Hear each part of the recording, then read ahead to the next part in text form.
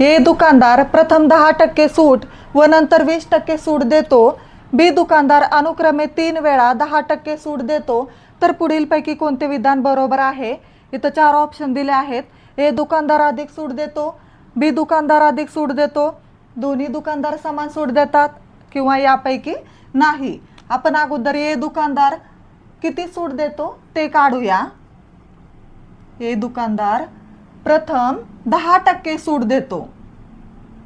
आपण 100 रुपये त्या वस्तूची किंमत मानूया। ज्या वस्तूवर तो दुकानदार सूट देतो त्या वस्तूची किंमत आपण 100 मानली। 10% सूट छेदामध्ये 100 लिहायचं आणि अंशामध्ये 100 मधून 10 वजा करायचे। 100 वजा 10 90। प्रथम 10% सूट देतो म्हणून 100 मधून 10 वजा केले 90/100 गुणिले इथं छेदामध्ये 100 लिहायचे। नंतर 20% सूट देतो मग 100 मधून 20 वजा करायचे। 100 वजा 20 80। आता आपण याला सरळ रूप देऊया।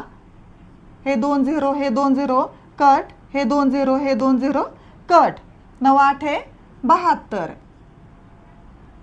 आणि 100 मधून 72 वजा करायचे कारण आपण त्या वस्तूची किंमत 100 मानलेली आहे।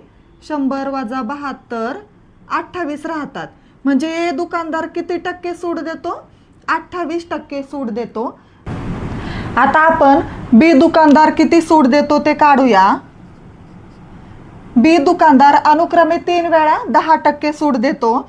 मग आपण वस्तूची किंमत 100 मानलेली आहे। बी दुकानदार ज्या वस्तूवर सूट देतो त्या वस्तूची किंमत आपण 100 मानली आहे आणि 3 वेळा असल्यामुळे इथं 3 वेळा छेदामध्ये 100 लिहून घ्यायचे।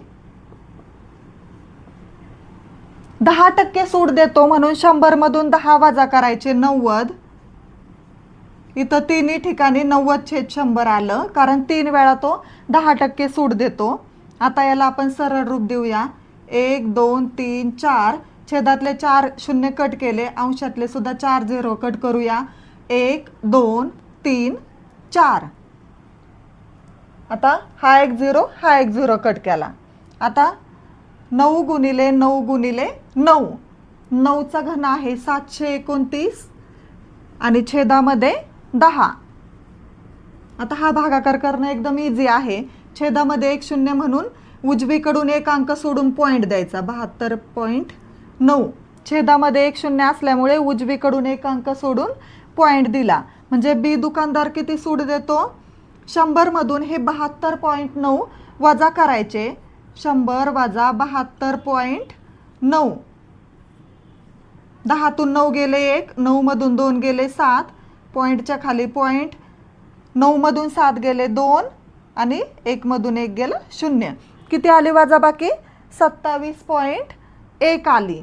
म्हणजे बी दुकानदार किती सूट देतो? 27.1% सूट देतो। ए दुकानदार 28% सूट देतो आणि बी दुकानदार 27.1% सूट देतो। म्हणजे कोणता दुकानदार अधिक सूट देतो? तर ए दुकानदार अधिक सूट देतो। म्हणून आपल्या क्वेश्चनचा आन्सर आहे ऑप्शन नंबर 1, ए दुकानदार अधिक सूट देतो।